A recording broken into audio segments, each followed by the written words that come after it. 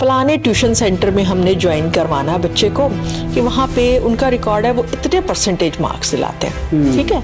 वहाँ पे पैकेज है जी इतने लाख पैकेज हम देंगे, मीन्स स्टूडेंट की फीस जो वो बात की जा रही होती है कि 2 लाख का हम समथिंग वो बच्चे को दे रहे, और उन्होंने स्कूलिंग की बात करी, स्कूल के बच्चों की ट्यूशन का। अब पेरेंट्स से बच्चा जब ये सुनता है कि जी हमने इतने पैसे खर्च किए और इतने नंबर आने चाहिए, तो फिर वो टीचर की या गुरु को वो गुरु थोड़े समझेगा। उसके लिए तो ये they are rendering some service to them.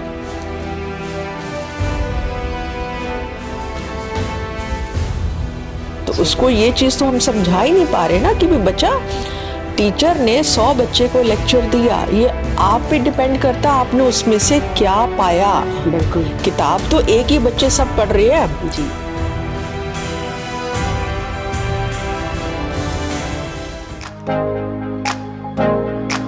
Saint soul time देखने वाले सभी दर्शकों को मेरी तरफ से नमस्कार। मैं हूं एंकर कोमल शर्मा और आज हम बात करेंगे एक ऐसी पर्सनैलिटी के साथ जो है जी special deputy registrar GND Amritsar में।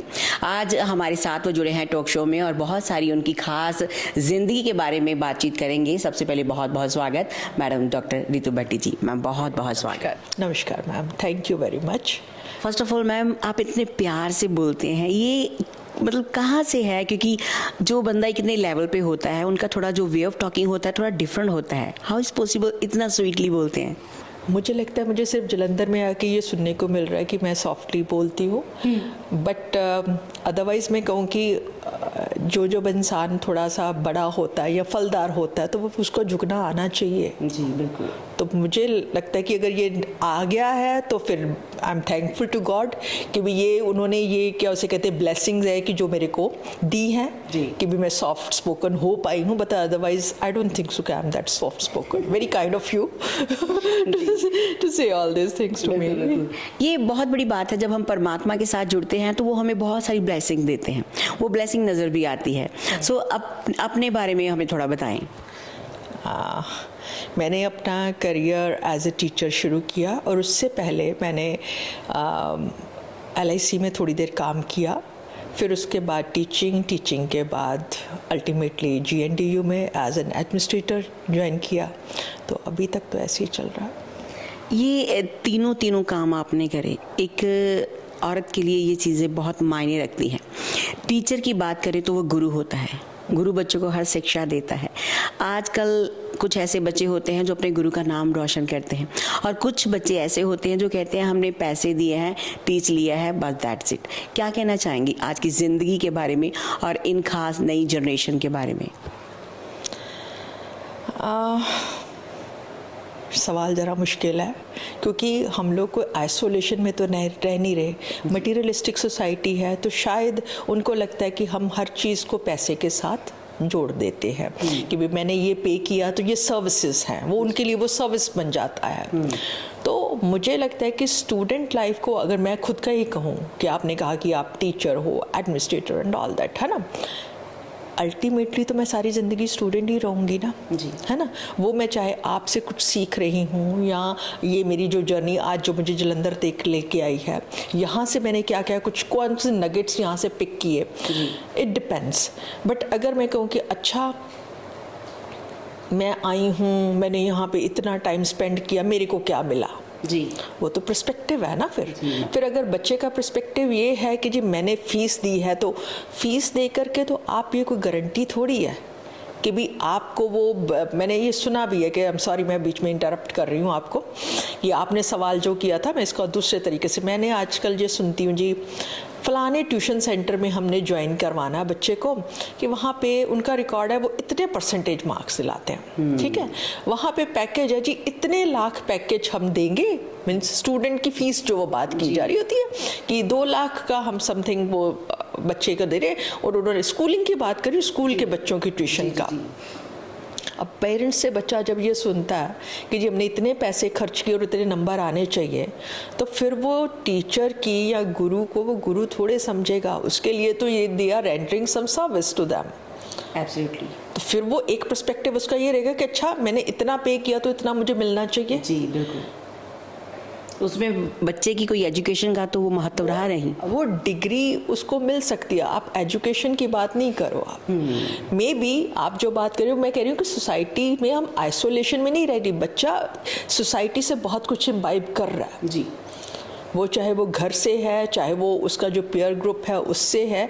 जब वो बातें यही सुन रहा है तो वो हर चीज़ को नाप तोल रहा है ना। जी बिल्कुल। तो नाप तोल तो फिर ऐसे ही होता है कि मैंने इतना पे किया तो मुझे इतना मिलना चाहिए। तो उसको ये चीज़ तो हम समझा ही नहीं पा रहे ना कि भी बच्चा, टीचर ने 100 बच्चे को लेक्चर दिया, ये आप पे डिपेंड करता है आपने उसमें से क्या पाया। बिल्कुल। किताब तो एक ही बच्चे सब पढ़ रहे हैं, जी। रामायण पढ़ रहे हो या आप कोई भी पढ़ रहे हो। हमारे यहाँ पे जो एक कल्चर था, अगर आपने थोड़ा सा कभी जो हमारे यहाँ पे वो जो क्या बोला जाता है उसको, गुरु शिष्य परंपरा में जो होता था ना कि वो बच्चा आश्रम में जाता था, तो टीचर जो है, टीचर का जो लेवल है वो भी सीख रहा है। ठीक है, बच्चे के सवाल से वो सीखता है, वो देखता है कि उसका कितना, उसका कैलिबर क्या है और उसके बाद उसको देगा। हम सब ने वो द्रोणाचार्य की कहानी बड़ी सुनी होगी कि जी उन्होंने वो अर्जुन को एक आंख देखने को बोला। वो खाली अर्जुन का नहीं था, वो युधिष्ठिर से भी, दुर्योधन से भी, एंड देन वो सबको। वो एक टेस्ट था कि हर बच्चे की कैपेबिलिटी क्या है, उसके मुताबिक उसको ज्ञान दिया जाना है ना। अब बच्चे की कैपेसिटी पर डिपेंड करता है कि वो क्या लेगा। बिल्कुल। अब पैसे खर्च कर देने से उसके नंबर तो नहीं आएंगे ना। क्लास तो सेम पढ़ाई जा रही है, उस पर टॉपर भी आ रहा है, उसमें बैक बेंचर भी जिसको हम कह देते हैं, ठीक है, वो भी है, बट उसने सीखा क्या, या मे बी उसने शरारत की, उसने शरारतों से वो कल को स्टैंड अप कॉमेडियन हो सकता है। जी बिल्कुल। है ना। तो वो उसने गेन क्या किया डिपेंड करता है। पर अगर हमारा ये जो वो बिजनेस माइंड है, या ये हमारा वो जो कहते हैं ना बाजारीकरण हो रखा है कि हम कहें कि ठीक है उसने इतने पैसे हमने खर्च कर दिए तो ये चाहिए, तो फिर उसके लिए तो सोसाइटी अपने आप में जिम्मेवार है ना, कि हम बच्चे को नहीं कह सकते, बच्चे को बिल्कुल नहीं, बच्चे को हम जिम्मेवार नहीं ठहरा सकते। ये कहीं ना कहीं पेरेंट्स पे भी रहता है कि वो ये चीज एट लार्ज। जी। क्योंकि उन्होंने स्कूल में भी डालते हैं तो पहले ये कहते हैं जी वो फलाना स्कूल, उसकी फीस इतनी है। हम एजुकेशन नहीं देख रहे, वो एक प्रेस्टीज का इशू होता है कि हमारा स्कूल, उस स्कूल में बच्चा जो है वो फलाने स्कूल में जा रहा है, वो अपना एक प्रेस्टीज इशू बना करके बैठे होते हैं। वो एजुकेशन के लिए नहीं बच्चे को भेज रहे। आजकल के समय में ये चीज़ देखी जाती है कि स्टैंडर्ड, हाई क्वालिटी, चाहे बच्चा वहाँ पे जीरो हो। लेकिन अगर पहले समय की बात करें तो पहले सरकारी स्कूल में बच्चे पढ़ा करते थे। आज कई वकील हैं, कई डॉक्टर हैं, आज भी हैं। बच्चे ने पढ़ना वही करने के, अगर हम कहें कि चाहे वो डॉक्टर अब्दुल कलाम हैं, चाहे वो डॉक्टर मनमोहन सिंह हैं, इवन माई सेल्फ, हम लोग बाय प्रोडक्ट हैं सरकारी स्कूल्स का। और अगर हम सर्विस भी, हमें सर्विस तो चाहिए सरकारी, पर हम पढ़ना नहीं, या हम उस हॉस्पिटल में नहीं जा रहे। और मुझे लगता है कि कम से कम जो सरकारी हमारे, चाहे वो स्कूल है, चाहे वो हॉस्पिटल्स हैं, एटलीस्ट वहाँ पे क्वालिफाइड टीचर तो होते हैं, क्वालिफाइड डॉक्टर तो होता है। प्राइवेट में तो हम ये चीज़ नहीं जानते ना, कि हमें क्या पता फैकल्टी कौन है, क्या है। बिल्कुल बिल्कुल सही बात है। बहुत खरी बातों के साथ आज हमारे साथ हैं डॉक्टर रितु भट्टी जी, जो बहुत इन बातों पर आपको बताना चाहते हैं कि अपने बच्चे की क्वालिटी देखिए, अपने बच्चे में क्या है वो जज कीजिए। ये नहीं कि अपनी जो पर्सनैलिटी है उसके ऊपर थोप दीजिए कि हम देखना चाहते तू ये बन, नहीं, कम से कम बच्चे पर तो देखिए वो क्या बनना चाहते हैं। कैसे हम फील करें कि हमारा बच्चा ये करना चाहता है, कैसे पता चलता है, इसके बारे में। आजकल ज़्यादातर बच्चे एक दौड़ लगी होती है, अच्छी मेरा फलाना दोस्त ये कर रहा है तो मेरे को भी ये करना। टू सम एक्सटेंट मुझे लगता है ये हिट एंड ट्रायल ही है पेरेंट्स के लिए भी, कि अच्छा बच्चे को आप एक मौका तो दोगे। क्योंकि अगर आप बच्चे को आज कहते हो ना तू ये कर ले, उन्हें लगा मैं तो करना नहीं चाहता था, आपने कहा इसीलिए तो मेरा फेलियर हुई, वो फेलियर भी आपके सिर पे मर देगा, है ना। तो फिर वो हिट एंड ट्रायल ही रह जाता कि अगर चल गया तो ठीक है, नहीं तो फिर ये तो है ना कि अगर उसको लगेगा कि उसके मन का नहीं हुआ तो दूसरा ऑप्शन तो सोचेगा ही ना फिर वो। सही बात मैम। बिल्कुल मैम, आप इतने अच्छे तरीके से गाइड करते हो, कितने बच्चे आपकी गाइडेंस में हो करके नंबर 1 रह चुके हैं? बच्चे सारे नंबर 1 होते हैं। क्या बात है, क्या बात। ये नहीं है, टीचर फिर कभी भी कोई ये नहीं कहता, मैं कहती हूँ कि चाहे वो स्कूल है या कॉलेज है, वो बिल्डिंग से नहीं होता, बच्चों के साथ होता है जी। अगर बच्चे एक्सेल करते हैं तो आप एक्सेल कर रहे हो जी।